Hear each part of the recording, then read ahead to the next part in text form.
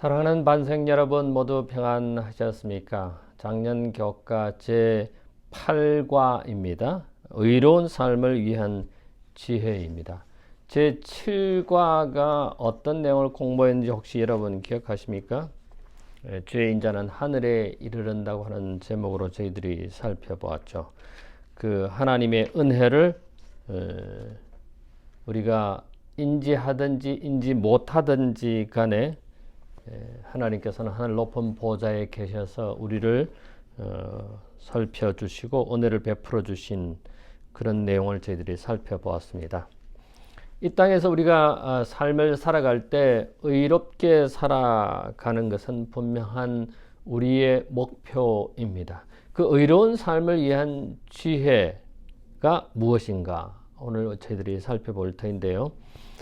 시편 90편 12절에 보면 우리에게 우리 날 계수함을 가르치사 지혜로운 마음을 얻게 하소서. 우리가 이 땅에 살면서 우리의 삶을 계산해 보는 것입니다. 살펴보는 것입니다. 우리 스스로가 그런 살핌이 필요하다는 것을 여기 교과는 강조하고 있는데 우리가 이 땅에서 하나님의 말씀을 듣고 그분과 친밀하게 동행하는 것이 그것이 지혜이고 그것이 행복이라고 하는 것을 강조하고 있습니다. 자, 오늘 교과에 7가지 질문이 있는데 그 7가지 질문을 먼저 한번 살펴볼까요? 첫 번째, 그대에게 가장 중요한 큰 지혜는 무엇이며 어떻게 그것을 배우게 되었습니까? 여러분의 신앙생활에 있어서 여러분 삶 속에 있어서 가장 큰 지혜는 무엇입니까? 어떤 사람 유대인들에게 있어서는 그들의 삶을 지혜롭게 살아가는 책이 있고 또 일반인들에게는 처세술이 있고 여러 가지 것들을 우리가 이야기할 수 있습니다만은 우리에게 있어서의 이 세상에서 지혜는 무엇입니까? 그것은 바로 제가 생각할 때는 저는 제 개인적으로 하나님의 말씀이라고 생각합니다. 제가 목회를 하기 이전의 삶과 목회했을 때의 삶, 두 삶을 다 비교해 봐도 가장 지혜로운 것은 하나님의 말씀이 아닌가 이렇게 생각을 해 봅니다. 두 번째, 하나님의 율법과 말씀을 마음에 간직할 때 우리는 어떤 유익을 얻게 됩니까? 두말할 것도 없이 행복을 누리는 것이고 복을 누리는 것이죠. 그 다음에 세 번째, 시편이 말하는 특별히 시간과 관련된 지혜로운 삶이란 어떤 삶을 이야기합니까? 우리의 날들을 계수한다고 하는 것은 어떻게 하면 우리의 삶을 바르게 살까, 옳은 삶을 살 수 있을 것인가 아닌가 생각합니다. 네 번째, 하나님은 우리를 시험하십니까? 그분이 단련하시는 목적이 무엇입니까? 하나님께서는 우리의 시험을 허락하시죠. 그리고 그렇게 하는 목적은 우리를 더욱 굳건히 하기 위함이죠. 다섯 번째, 유혹은 어떤 점진적인 특성을 가지고 있습니까? 그것을 이기는 방법은 무엇입니까? 우리가 이 유혹이 사단이 우리의 마음을 작동하게 해서 그게 생각으로 또 꾀로 그것을 유혹합니다. 그것을 이길 수 있는 방법은 뭡니까? 하나님 말씀밖에 없다고 하는 사실입니다. 여섯 번째, 의인에게는 어떤 복이 약속되어 있습니까? 그것은 무엇을 통해 이루어집니까? 우리에게 있어서 하나님께서 우리가 의로운 삶을 살 때는 우리의 가정이 평안하고 행복하다고 하는 복을 주신다고 하는 것이 약속되어 있습니다. 이것은 무엇을 통해서 이루어질 수 있습니까? 그 방법은 하나님을 찬양하고 하나님을 경배하고 하나님께 감사를 돌릴 때, 즉 신학적인 용어로 말하면 하나님을 경외할 때 이런 복이, 이런 은혜가 주어진다고 하는 사실입니다. 마지막 7번째입니다. 하나님이 주시는 지혜가 우리에게 주는 행복은 무엇이며 어떻게 묘사되고 있습니까? 여호와의 우리가 하늘 아버지 주님으로 모시는 그 관계에 있어서 아주 가까워지는 부모 자식 간의 관계처럼 그런 가까워지는 관계를 가질 수 있고, 그것은 하나님의 말씀을 통해서, 언약을 통해서 우리가 확인할 수 있는 것입니다. 의로운 삶을 위한 지혜 첫 번째로서는 내 마음에 간직한 주님의 말씀입니다. 시편 119편에 있는 말씀일 앞부분과 뒷부분에 보면은 앞부분에는 주의 법도를 잘 지키는 것에 대해서, 또 뒷부분에는 주의 법을 사랑하는 것에 대해서 설명을 하고 있는데, 우리는 하나님의 계명을 어떻게 지켜야 하며 그렇게 할 때 어떤 복을 받게 되느냐고 질문을 하고 있습니다. 우리가 그 하나님의 법도를, 계명을 잊지 아니하고 우리의 마음판에 새기고, 또 매일 우리는 그 계명을, 그 법도를 잘 지키는 삶을 살아야 하겠지요. 그래서 그렇게 함으로 인해서 우리에게 평강이 있고 행복이 주어진다고 하는 사실입니다. 사실 성경은 우리의 매일의 신앙생활에 있어서 하나님과 함께 그의 길을 걷는 것을 순례로 묘사하고 있는데, 믿음 생활이라고 하는 것은 그분의 말씀에 따라서, 그분의 율법에 따라서, 그분의 계명을 따라서 살아가는 것이 믿음 생활이고 신앙생활인 것입니다.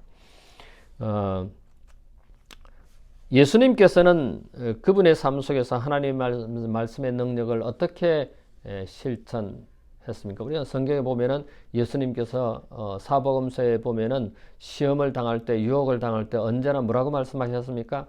기록되었을 때, 즉 하나님의 말씀으로 그분은 그 모든 유혹을 이기셨다고 하는 사실입니다. 그래서 우리는 우리의 마음속에, 우리의 가슴에, 우리의 생각에, 우리의 머리에 하나님의 말씀을 새겨야 되겠죠. 둘째 날입니다. 우리에게 우리의 날 계수함을 가르치소서. 여러분, 이 말씀은 시편 90편에 나오는 시편 기자의 이야기입니다. 이 우리의 날을 계수한다고 하는 것은 무엇입니까? 우리의 과거의 삶을 되돌아보고 앞으로 우리가 어떻게 살아갈 것인지, 우리의 삶이 얼마나 남았는지를 생각해 보는 것입니다. 우리의 삶의 끝은 아무도 알 수 없습니다. 아무도 보장되어 있지 않습니다. 그러나 우리가 과거에 어떤 삶을 살았는지, 또 앞으로 우리가 어떻게 삶을 살아야 할 것인지 생각해 보는 것은 대단히 중요합니다. 그래서 시편 기자는 시편 90편에서 우리의 나라의 계수함을 알게 하소서, 시편 102편에서는 내 날이 기울어지는 그림자 같고 또 풀의 새잔함 같다고 하는 것을 시편 기자는 고백하고 있습니다. 103편에 아울러 우리의 체질을 아시고 우리의 풀과 같은 삶을, 인생을 이야기하고 있습니다. 인간의 공경에 대해서 이 시편 글들은 인생의 날은 괴롭고 덧 없어서 날아가는 것 같다고 시편 기자는 기록하고 있죠. 그래서 그런 어려움이, 그런 곤란이, 곤고함이 지나갔다라고 이렇게 이야기를 하고 우리의 삶을 안개로 표현하기도 합니다. 그래서 이 시편 90편은 사람을 돌보시는 창조주이신 하나님의 그 모습을 인간의 눈으로 이런 사람의 공경을 보고 있는 것에 대해서 그런 하나님, 그런 창조주 하나님에 대해서 기록을 하고 있습니다. 여러분, 성경에서 지혜는 단순한 어떤 지성이 아니라 하나님에 대한 경외심을 의미한다고 여기 교과 저자는 강조하고 있습니다. 지혜로운 삶이란 인생의 덧없음을 인식함으로 믿음과 순종으로 하나님께 나아가는 삶을 의미하는 것이 여기에 시편에서 말하는, 성경에서 말하는 지혜의 삶이라고 하는 것입니다. 그래서 우리의 과거를 돌아보고 생각하는 것은 매우 지혜로운 삶이겠죠. 우리의 삶이 아무리 빨리 지나갈지라도 예수님 안에는 어떤 약속이 있습니까? 우리 모두는 다 죽을 수밖에 없는 존재이지만은 우리는 영생이라고 하는 소망을 갖고 살아갑니다. 세 번째, 의로운 삶을 위한 지혜의 내용은 하나님의 시험입니다. 시편 81편에 보면은 응답하시고 들으시는 하나님에 대해서, 95편에 보면은 나를 시험하시고 또 나를 도와주시는 그런 하나님에 대해서 시편 105편에 보면은 요셉의 시련은 그를 단련하기 위한 하나님의 인도하심이라는 기록이 되어 있습니다. 그래서 이 성경절에서 하나님의 시험은 무엇과 관련되어 있는가라고 질문했는데 그것은 시험은 무엇을 위해서 했습니까? 우리의 단련을 위해서. 즉 하나님을 신뢰하는 삶이 더욱 굳건하게 하는 우리의 믿음을 우리의 신앙을 돈독해 하는 것이라고 시편 기자는 말하고 있습니다. 이 시편 81편에 대해서 두 가지 메시지를 우리에게 전달하고 있는데 첫 번째는 하나님의 백성은 지난 세대의 잘못을 반복해서는 안 된다라는 것인데 그래서 우리는 그분을 신뢰하고 그분의 길을 따라가야 한다고 하는 것이고 두 번째로는 우리가 비록 실패한다 할지라도 그 어려움에 처했을 때 하나님께서 그들을 구원해 주신 것을 기억하라는 것입니다. 시편 105편은 자신의 미래를 이야기한 하나님의 예언을 요셉이 신뢰하고 있는지 그분께서 시련을 통해 시험하셨음을 보여준다고 했습니다.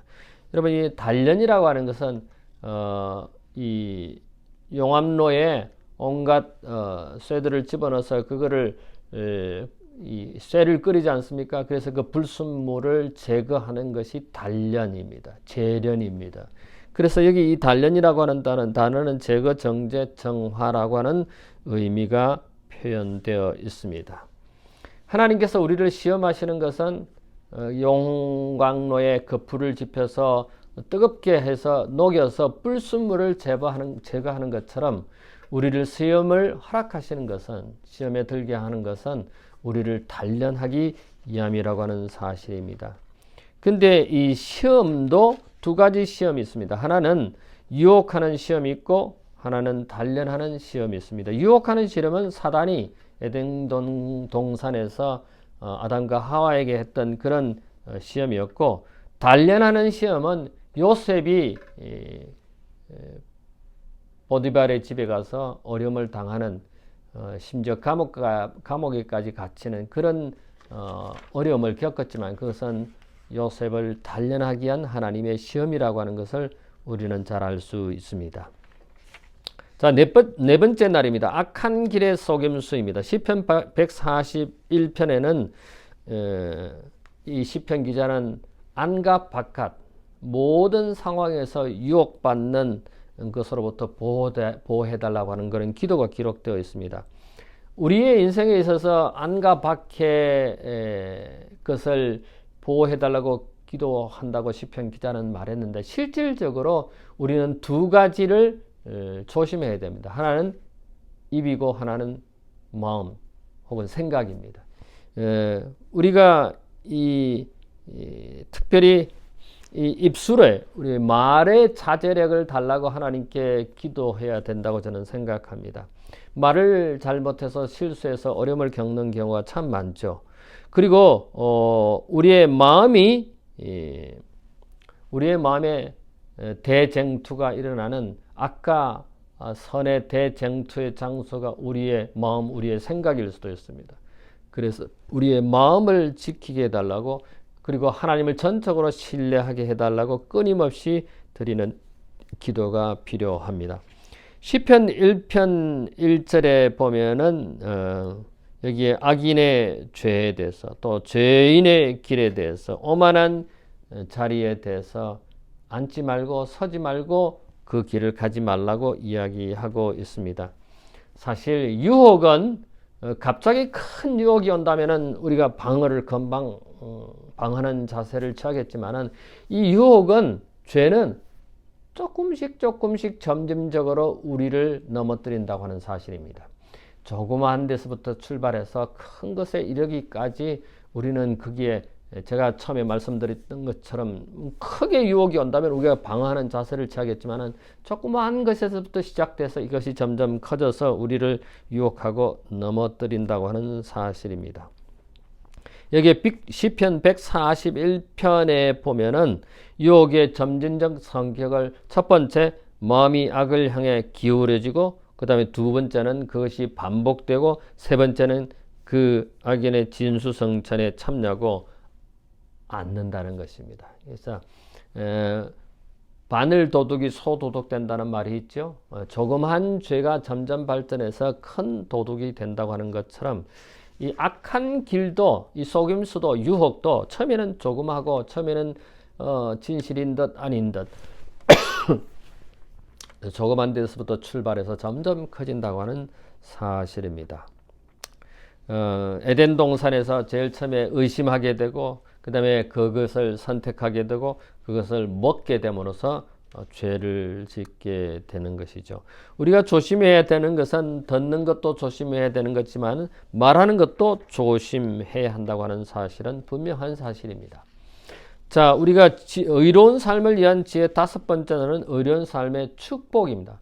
하나님께서 이런 의로운 삶을 살아가는 당신의 백성들에게 어떤 복을 허락하시는지 시편 1편과 112편, 128편에 보면은 주님을 경외하는 사람들에게 시냇가의 나무처럼, 시냇가에 심은 나무처럼 무성하고 범사에 형통하고 축복을 누린다고 하는 사실을 우리는 확인하게 됩니다. 성경은 우리에게 구원받은 자의 유업은 무엇이라고 말합니까? 그것은 본향이라고 히브리 11장 14절로 16절에 이야기하고 있습니다. 우리가 의로운 삶을 살아갈 때, 올바른 삶을 살아갈 때 우리에게 주어지는 것은 분명히 약속되어 있음을 우리는 여기서 확인하게 됩니다. 자, 마지막 날 여섯째 날입니다. 요즘 사람들은 지혜보다 행복을 더 원합니다. 당장 눈에 보이는 또 당장 피부로 느낄 수 있는 그 행복을 더 원합니다만은 하나님의 지혜 없이 진정한 행복을 누릴 수 있을까요? 아닙니다. 그래서 이 교과 저자는 하나님의 지혜는 진정한 행복을 가져온다고 강조하고 있습니다. 그래서 지혜와 행복은 하나님을 경외하고 찬양하고 그 안에서 힘을 얻고 그분을 신뢰하는 관계에서 발견할 수 있는 것이라고 강조하고 있습니다. 자, 오늘은 우리가 의로운 삶을 위한 지혜로 몇 가지를 살펴보았습니다. 분명한 사실은 그 의로운 삶을 위한 지혜는 바로 하나님의 말씀, 계명이라고 하는 사실을 우리는 다시 확인하게 되었습니다. 자, 함께하는 토의를 위해서 세 가지 질문이 있는데 첫 번째 토의 질문은 어떻게 하면 하나님의 말씀을 단순한 교훈을 넘어 기쁨의 원천이 될 수 있는가? 어떻게 하면 그렇게 할 수 있을까요? 우리는 예수님을 깊이 생각하는 것이 하나님의 말씀을 묵상하는 것이 그렇게 되는 길임을 우리는 너무나 잘 압니다. 예수님, 우리의 구주, 그분의 이름, 하나님의 말씀을 묵상하는 우리 모든 반생들이 되어서 이렇게 약속된 하나님의 복을 누리는 우리 모든 반생들이 되었으면 참 좋겠습니다. 두 번째 질문입니다. 사람들이 의식적이고 지속적으로 하나님의 교훈을 거부하면 어떻게 되겠습니까? 영생을 얻지 못하고 영멸을 당하게 되겠지요. 하나님의 안식에 들어가지 못하는 결과를 가져오겠죠. 세 번째 토의 문제입니다. 왜 때때로 악인의 길이 의인의 계획보다 더 좋게 보일 수 있는가? 악인들이 종종 아주 잘 되고 있는 것처럼 보일 때 우리는 어떻게 해야 되는가? 여러분, 이 세상은 누가 지배하고 있습니까? 죄가 관영한 이 세상, 사단이 지배하고 있습니다. 이 사단이 지배하고 있는 이 세상에 유혹이 너무 많고 죄악이 너무 많습니다. 우리가 쉽게 그 유혹에 넘어갈 수도 있고 쉽게 죄를 지을 수가 있습니다. 근데 이것을 해결할 수 있는 방법은 뭡니까? 기도하는 수밖에 없겠죠. 우리가 하나님께 이 세상의 유혹을 물리칠 수 있도록 하나님께 탄원하고 하나님 말씀을 묵상할 때 우리는 이 죄악 세상에서 마침내 승리할 수 있겠지요. 자, 다음 제9가는 찬송하리로다 주의 이름으로 오시는 이여라고 하는 제목으로 우리가 시편 23편, 22편 이런 범위 속에서 우리가 공부하게 될 것입니다. 다음 한 주간도 교과 연구를 통해서 큰 유익을 얻게 되시기를 바랍니다. 오늘 의로운 삶을 위한 지혜는 하나님의 말씀, 계명에 있다고 하는 것을 다시 확인하고 우리가 늘 하나님의 말씀을 묵상하고 또 우리의 삶에 있어서 그 유혹을 물리칠 수 있도록 기도하는 우리 모든 반생들이 되기를 간절히 바랍니다. 잠깐 머리를 숙일까요? 고마우신 우리들의 하늘 아버지, 우리 모든 반생들을 주님의 은혜 가운데 추운 겨울에 지켜주시고 또 강건하게 해주심을 인하여 감사합니다. 그러나 우리 반생들 가운데 아픔이 있고 또 병마가 있어서 어려운 가운데 있는 우리 반생들이 있습니다. 하나님 그들을 기억해 주시고 속히 그 병마로부터 해방되도록 도와주시옵소서. 다가오는 한 주일도 하나님의 은혜가 우리 모든 반생들과 함께 하셔서 말씀 때문에 행복하고 말씀 때문에 기뻐하는 말씀 때문에 감사하는 우리 모든 반생들 되게 해 주시옵기만을 예수님 이름으로 기도하옵나이다. 아멘.